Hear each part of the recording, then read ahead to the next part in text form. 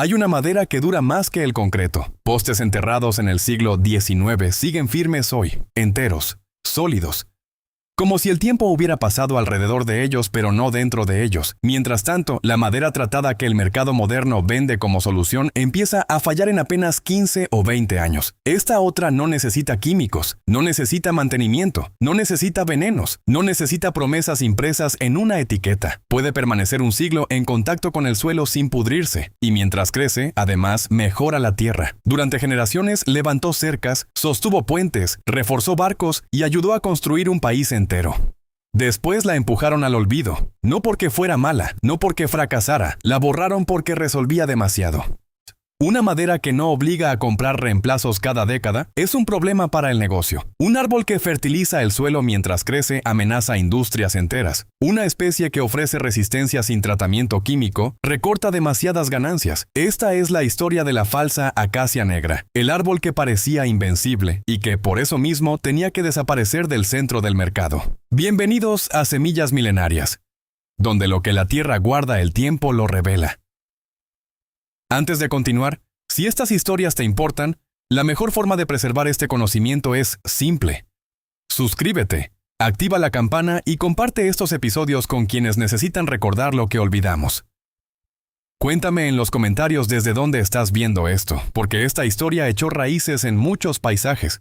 Y me gustaría saber desde cuál rincón nos escuchas tú. La historia se abre en Jamestown, Virginia, a comienzos del siglo XVII. Los colonos ingleses corren contra el invierno. Necesitan refugio rápido. 4 postes hundidos en la tierra pueden significar la diferencia entre resistir una temporada o ver cómo la humedad, el frío y la podredumbre les arrebatan el esfuerzo. En ese momento nadie estaba pensando en una gran lección forestal. Solo querían sobrevivir. Pero un siglo después, cuando un naturalista visita los restos de aquel asentamiento temprano, encuentra algo que debería haber parecido imposible. Los postes originales seguían allí.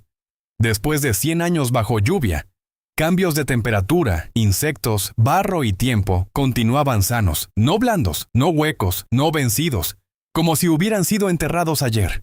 La madera era de falsa acacia negra, y para los pueblos originarios del este de Norteamérica no era ninguna sorpresa. Ya conocían su fuerza, ya sabían lo que servía para resistir. Los cherokee y los iroqueses la usaban para fabricar arcos y mangos de herramientas, porque pocas maderas ofrecían esa mezcla de elasticidad, dureza y longevidad. No era un árbol cualquiera. Era uno de esos materiales que no solo cumplen una función, sino que te obligan a confiar en ellos durante años. Había maderas buenas, y luego estaba esta. Con el tiempo su importancia dejó de ser local. Durante la guerra de 1812, cuando Estados Unidos tuvo que enfrentarse a la Marina británica, la falsa acacia negra desempeñó un papel que casi no se cuenta en los relatos populares. Los barcos británicos utilizaban pernos y uniones que, bajo ciertos impactos, podían fallar. Los estadounidenses recurrieron a clavijas de madera increíblemente duras. Piezas que al humedecerse se expandían y apretaban aún más las uniones del casco. Cuando el combate llegaba y los cañonazos golpeaban, la diferencia importaba. Algunas embarcaciones resistían mejor porque las piezas que las mantenían unidas no cedían con la misma facilidad. No era una cuestión romántica. Era ingeniería forestal antes de llamarla así.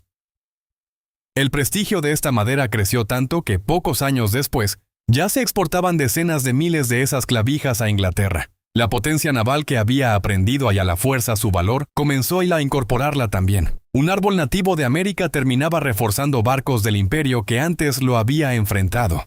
Y no era casualidad. Su dureza supera a la del roble blanco. Su resistencia a la compresión compite con materiales que hoy asociamos a construcción pesada. Y todo eso sin necesidad de pasar por una fábrica de tratamiento químico. Pero la verdadera rareza no estaba solo en la fuerza, estaba en la resistencia a la pudrición. La falsa acacia negra contiene compuestos naturales que repelen hongos e insectos. No necesita que el ser humano le añada un escudo tóxico, ya lo trae dentro. Por eso postes de cerca colocados hace un siglo siguen de pie.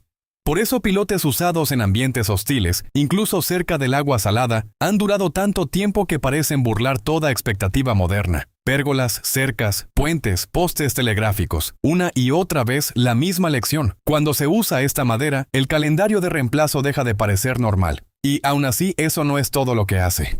Mira porque la falsa acacia negra no solo resiste, también repara. Es uno de los pocos árboles de madera dura capaces de fijar nitrógeno. Sus raíces conviven con bacterias que toman nitrógeno del aire y lo convierten en una forma que enriquece el suelo. Eso significa que mientras crece no solo produce madera, también mejora la fertilidad a su alrededor. Estudios han mostrado que los suelos donde se establece pueden presentar entre 1,3 y 3,2 veces más nitrógeno que los suelos vecinos. La cantidad que fija cada año puede llegar a rangos de 75 a 150 kilos por hectárea. Traducido al lenguaje real del campo, este árbol alimenta la tierra. Cuando millones de acres de falsa acacia negra fueron eliminados para expandir sistemas ganaderos y simplificar el paisaje, muchos suelos empezaron a agrietarse, perder estructura y agotarse. Algunos ríos cambiaron, pastos se debilitaron, el equilibrio ecológico se rompió con más facilidad. Lo que se había tratado como árbol incómodo estaba sosteniendo más de lo que parecía. Décadas después, ecólogos comenzaron a reclasificarlo no como estorbo, sino como especie clave para la estabilidad del suelo y la recuperación de tierras degradadas. Incluso investigadores vinculados a proyectos de resiliencia ambiental lo miraron como una lección de resistencia, con raíces capaces de buscar agua a profundidades absurdas, muy por debajo del alcance de muchos cultivos anuales. Entonces, la pregunta se vuelve inevitable. Si esta madera dura más que las alternativas comerciales, si no necesita tratamiento tóxico, si enriquece el suelo y si además prospera en terrenos difíciles, ¿por qué casi no la vemos en los grandes almacenes? ¿Por qué las madererías industriales no la ofrecen como estándar? ¿Por qué la mayoría de contratistas ni siquiera la menciona? La respuesta empieza a tomar forma en el siglo XX, cuando la industria descubre una fórmula capaz de hacer que maderas baratas duren más tiempo mediante tratamiento químico. Aparecen mezclas basadas en cromo, cobre y arsénico. Se toma una especie económica, abundante y fácil de procesar, como el pino, y se la convierte en producto mejorado. El modelo es perfecto para el mercado. Compras algo más barato, lo tratas con química industrial, lo vendes con mejor margen y prometes una durabilidad suficiente para que el cliente regrese dentro de 1 o 2 décadas. La falsa acacia negra arruina esa lógica. Si alguien compra un poste en 1950 y no necesita reemplazarlo hasta 2050, el negocio se corta de raíz. 3 generaciones sin recompra son una pesadilla para cualquier sistema basado en rotación de ventas. La matemática del mercado es brutal. La obsolescencia planificada casi siempre vence a la permanencia. No porque sea mejor para el usuario, porque es mejor para el flujo de dinero. Con el tiempo, además, comenzaron a aparecer estudios preocupantes sobre los tratamientos químicos usados en esas maderas modernas. El arsénico y otros compuestos podían migrar al suelo y al agua. Niños jugando sobre estructuras tratadas acumulaban exposiciones que encendieron alarmas. A principios de los 2000, las autoridades terminaron prohibiendo ciertos tratamientos para usos residenciales. Podría parecer el momento perfecto para que la falsa acacia negra recuperara el lugar que nunca debió perder. Pero no fue así. La industria simplemente cambió algunos compuestos. Del arsénico pasó a otras fórmulas, como los cuaternarios de cobre o ciertos azoles. El veneno cambiaba de nombre. El modelo no. La madera tratada seguía durando menos que la falsa acacia negra. Seguía dependiendo de procesos industriales, seguía alimentando ciclos de reemplazo, seguía encajando en grandes superficies, cadenas logísticas, contratos y suministro continuo. Y el árbol nativo seguía fuera del centro del escaparate. Pero la falsa acacia negra tenía otro problema para el mundo industrial. No se deja domesticar del todo dentro de sistemas estandarizados. Al competir por la luz, muchos árboles crecen algo torcidos. Eso crea tensiones internas en la madera y complica ciertos procesos de aserrado. Existe además un barrenador nativo que puede perforar troncos.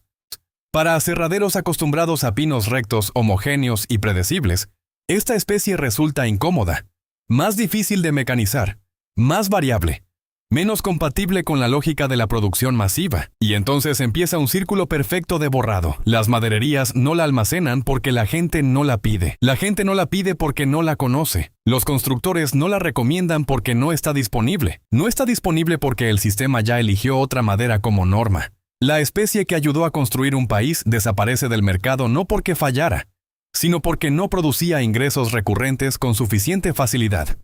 En otros lugares, sin embargo, la historia fue distinta. En Hungría, por ejemplo, la falsa acacia negra cubre alrededor de 1 millón de acres, cerca del 20% de la superficie forestal. Allí se utiliza para postes, leña, producción de miel y exportación de madera.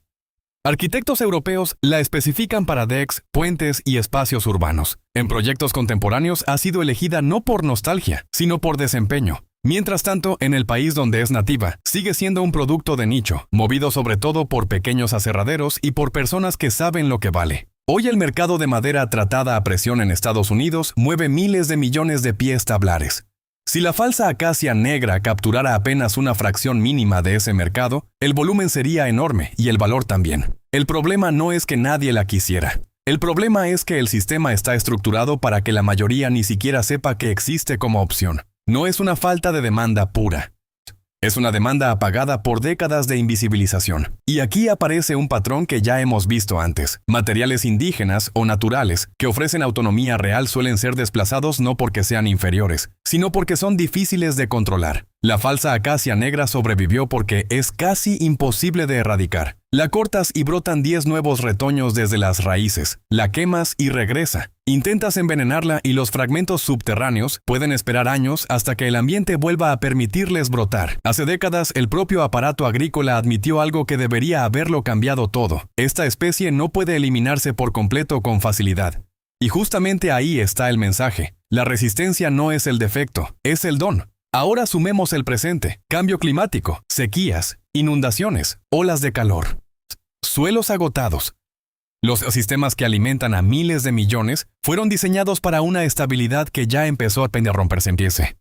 La falsa acacia negra nació para escenarios más duros. Crece en tierras pobres donde el trigo no prospera. Tolera fríos que debilitan otras especies forestales.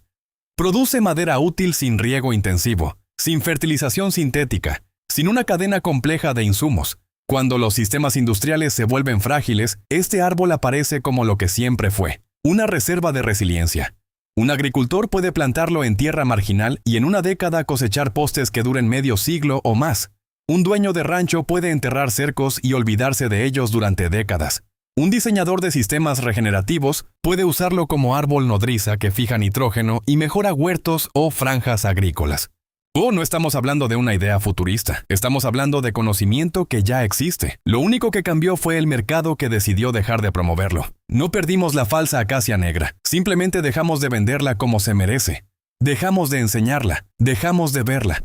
Pero el conocimiento sigue vivo en cada poste centenario que permanece firme, en cada arboleda torcida que enriquece suelos donde el maíz fracasa, en cada pequeño aserradero que la rescata, en cada persona que entiende que calidad no siempre significa lo que el catálogo dice. Este árbol enseña algo incómodo para el mundo moderno: que la fuerza no siempre necesita marketing, que la durabilidad es una amenaza para los modelos basados en reemplazo, que la fertilidad puede venir incorporada en la vida misma y no en un saco comprado a crédito, que a veces lo más valioso crece libre, torcido, indócil y fuera del sistema.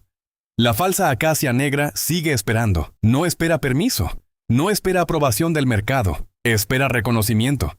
Espera que alguien vuelva a mirar un poste viejo y entienda lo que está viendo. Espera que la próxima generación recuerde que hubo una madera que resistía un siglo sin pedir nada a cambio, y que tal vez sigue siendo exactamente lo que necesitamos. Si Semillas Milenarias despertó algo en ti, me gustaría saberlo. Cuéntame en los comentarios. ¿Conocías este árbol o también te habían hecho creer que la única madera duradera era la que viene tratada con químicos? Suscríbete a Semillas Milenarias, activa la campana para no perderte el próximo episodio. Y si esta historia te llegó, compártela con alguien que necesite recordar lo que olvidamos. Cada like, cada compartido ayuda a preservar este conocimiento.